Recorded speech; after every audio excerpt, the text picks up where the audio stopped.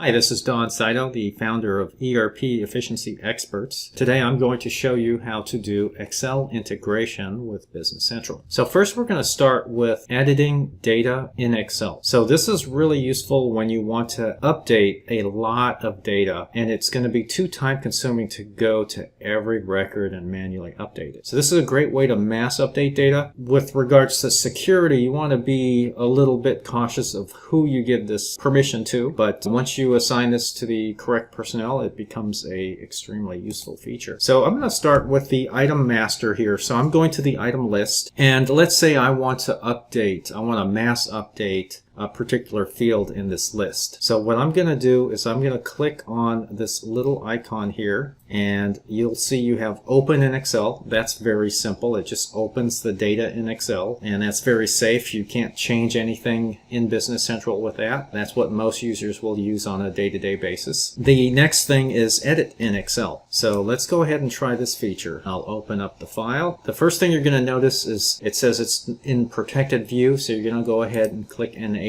Editing. Then this little side panel is going to open up. What you don't want to do is close it out. So keep that open because you're going to need that in a second. If you need more space on your screen, you can go ahead and just scroll that over and make it smaller, and then you have more real estate here. So let's go ahead and pretend we're going to fix some data in here. So for example, maybe I want to update all the item categories, and so I can update this all in Excel. I can copy and paste. I can do all the tricks that I know in Excel to mass update data, or I could update other columns. Every column that's in the table will be here for you. Now you may run into fields where the system won't allow you to edit fields, and that's intentional. So even though you might be able to edit it in Excel, when you try to update the data in Business Central will stop you. So it will stop you from making edits that are not valid. Okay, so let's go ahead, and I'm just going to update one column in here with something that I want to do. Let's say, for example, vendor number, and I have a bunch of blank vendors you can see here. I'm just going to update all of the blank ones to 10,000, like so.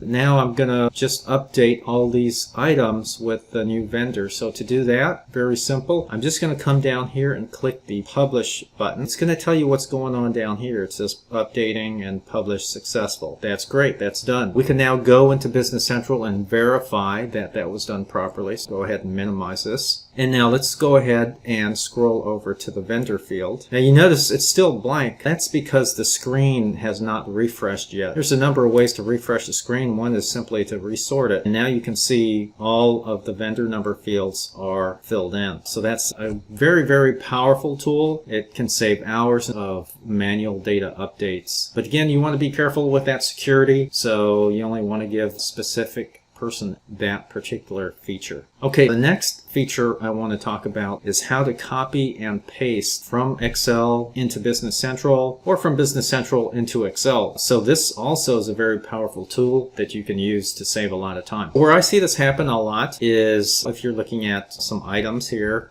and you happen to want to just select a few of these, you can go ahead and press Control-C to copy, and it'll say here how many rows were copied. And then you can open up Excel separately. So let's go ahead and do that. Let's open up Excel. And then I can just use my Control-V to paste.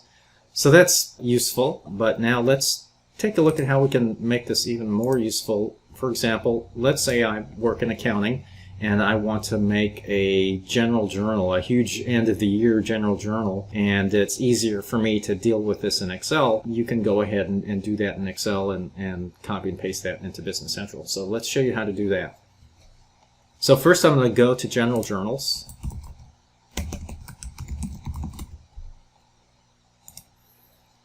And when you're doing a copy and paste from Excel, it's really important to line up your screen or arrange your screen so that it's efficient and you're not going to be trying to copy fields that are far off to the right, which could interfere with some of the other fields prior to that.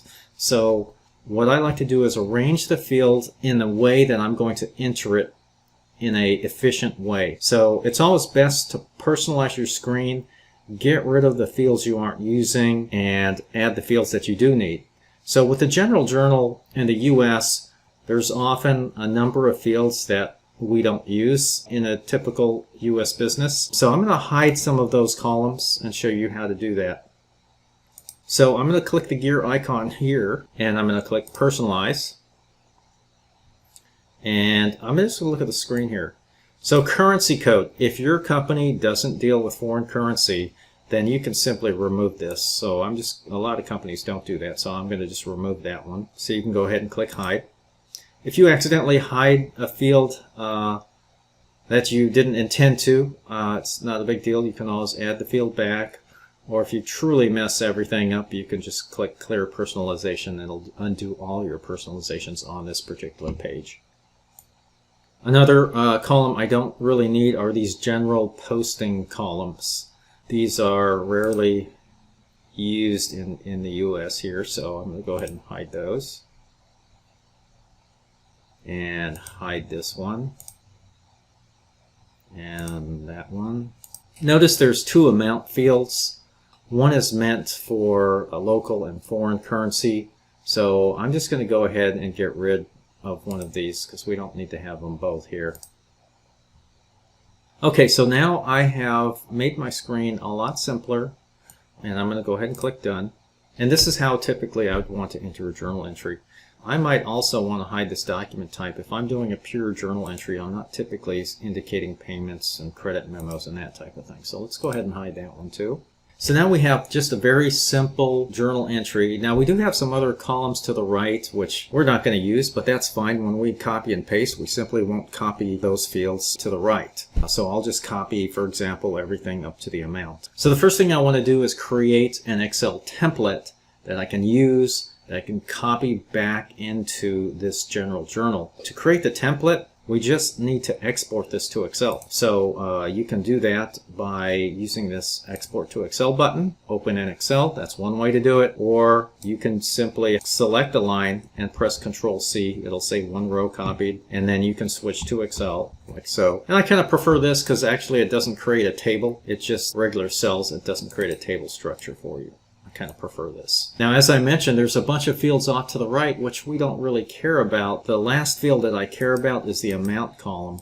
And so I want to arrange my screen so that there's nothing that's going to interfere with it. I'm just going to remove all of these. That's going to be my journal entry. That's all I'm going to have. Very simple. Now you can create your journal entry straight in Excel. You need a document number and you need a posting date. Those are very important. Let's say it's 12/28/23. Account number 60500. The account name, it's not important. I'm just going to leave that blank. The system will default that anyway, so I'm just going to leave that blank.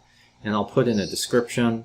If I wish, I can put a description for this journal entry, year end 2023, and then the amount. I can add additional lines. So go ahead and I'll just copy this down. And then I'll just put in a few different accounts here. 60600, 60700. Of course, our journal entry must balance to 0, so we're going to make sure that balances to 0. To copy this back to Business Central, I'm just going to highlight the lines and the rows and columns that I want. I'm not going to highlight anything else.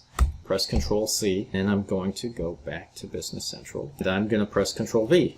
This is a very common error message that you'll see. It says you cannot paste 3 rows in the selected 1 row. What that simply means is there's actually a record right here, even though it looks like it might be blank, but there's actually a record there. We need to get rid of that blank record. Say yes, and now if I click in here, you can go ahead and press Control-V, and it'll paste in. So those are some Excel integration features with Business Central. I hope you enjoyed it, and I hope this will make your life easier. Thank you very much.